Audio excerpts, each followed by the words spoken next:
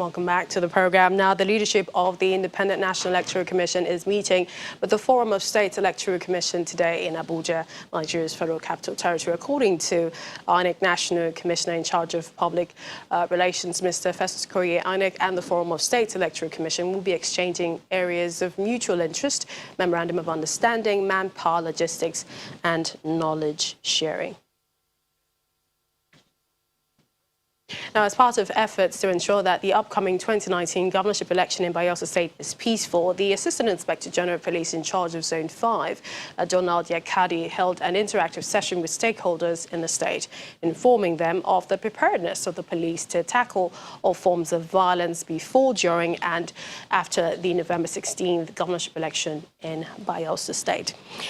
Well, with the Bayelsa governorship elections coming in less than 3 weeks, the need to conduct a hitch-free poll cannot be further stressed. And in looking at the issues, the national chairman of the Inter-Party Advisory Council, or President in Council, Mr. Peter Ameh, and a Bayelsa APC, that's All Progressives Congress chieftain, who is also the former executive secretary of the Border Community Development Agency, Engineer Numo Pre Wills, both join us from Abuja studios. We'd like to thank you, gentlemen, for joining us on the program. And let's begin with you, Engineer Wills.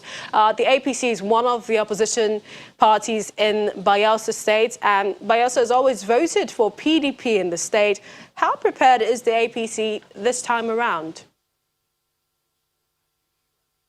Thank you. APC had come to stay in Bayelsa. PDP had been ruling all the while. For 20 years, PDP government has been in power in Bayelsa State. But it became a climax for the past 8 years that Bayelsans, after 8 years of governance of the PDP, the last PDP government in Bayelsa State, the citizens have come to realize that it is not proper. It's like you are doing a business for 8 years, and over the period of 8 years, you have not made any progress. Rather, you are retrogressing. Then it is proper to have a rethink. And the Bayelsans unanimously have come to have a rethink that, yes, we've given PDP a chance. Now APC has come. We have to give them APC a chance because they've seen the APC government in other places perform so well. The PDP government in Bayelsa State, for the period of 8 years they've been in power, this present government has done absolutely nothing. The government, the economy has collapsed. When you talk of security, security, you cannot remove security from the economy of the place. Nothing is going on in Bayelsa State. You talk of security, there's kidnap, everybody is afraid in supermarkets. By 5 p.m., they have closed shops. In the market, if you go to Swale Market in Yanagua, market traders hurry to close up at 5 p.m. because they are afraid of the security. People, hooligans will come and collect all their phones, all their monies they have sold. So perhaps that's the bigger problem. Engineer Wills, normal places, if I may, perhaps that's really the bigger problem, the fears of violence ahead of the gubernatorial election in Bayelsa State. I mean, how can Bayelsans look at your party differently and trust that elections will be devoid of violence and actually come out to vote? Yes. You see, when you hear of violence in Bayelsa State, Bayelsans are the most tolerable people in Nigeria. Bayelsans are the most accommodating people in Nigeria. But by the time, after a period of time, let's say in any given election, Bayelsans, we know ourselves. In any community, they know the indigenes, they know the strangers. If tomorrow, for example, or next tomorrow, there's going to be an election, and you import thugs into a community, the citizens of the indigenes of that community know the strangers, and they will kick against it.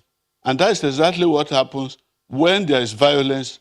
They don't want non-indigenes to come and influence the election. The non-indigenes come to create mayhem kill people, shoot people at sight because they are not indigenous. And who are the people perpetrating that? It's the PDP government that cannot make such allegations if you do not have facts. We'd like to keep our thoughts and comments to issues that we have facts and that we can prove. Very important. Let's quickly go to Mr. Ameh. I mean, when you hear, you know, the whole heat and tempo with regards to elections in Bayelsa, and then there's also Kogi, but looking at Bayelsa State as a case study, what are your thoughts? What are your fears ahead of the election there in Bayelsa State?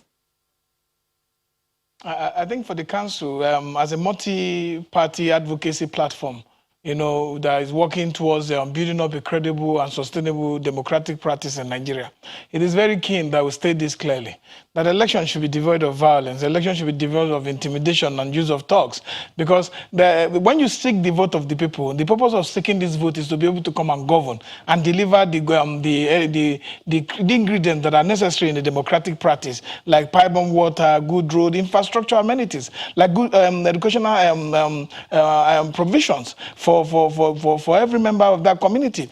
Because when we now start to see a process where those who are engaged in electioneering, who are seeking for vote of the common man on the street, are involved in heated debate, in heating up the polity and creating an environment that becomes so uncomfortable for electoral officers to carry out their constitutional duty as enshrined in the Constitution, to be able to conduct a free and fair election for the people, it becomes very scary. Because election is supposed to be the true representation of wishes and aspirations of the people, of who they want to govern them for a particular period of time. So we'll continue with our advocacy in educating political party operators, politicians that are seeking for elective office, to see power beyond the means of just having it, to see power as a means of providing development, as the means of taking the people from the current situation they find themselves. Power should be seen as a means to do good. So for us, what we will say is that all political actors must be able to speak in the way that the polity and the people does not find themselves in an unwanted destruction of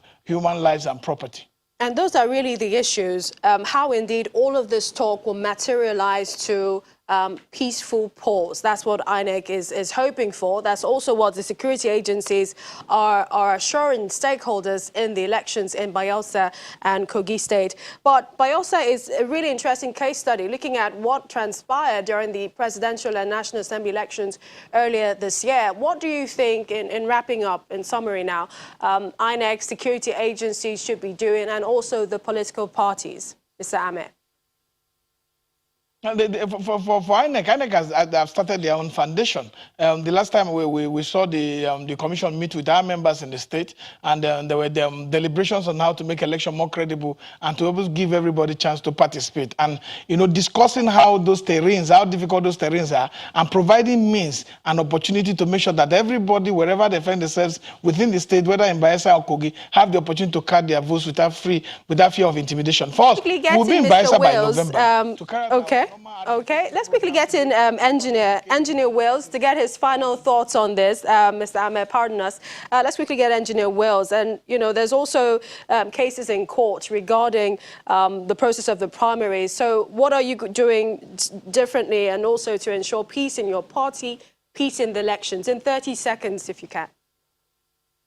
Yeah, well, I am part of the Advisory and Reconciliatory Committee. We are doing all our best, involving the national, including the national chairman of the APC, and at all levels, we want to make sure that there is harmony. People should have understanding. After a contest, there is a winner, and so the losers will come together. That's exactly what the elders of the party are doing. We have created a committee, and the committee is working hard to make sure that there is reconciliation. Okay, there should be harmony. Everybody should come together. Only one person can be the governor. We'd like to appreciate your time, Mr. Peter Ameh and Engineer Nwipre Wills. Thank you both for joining us.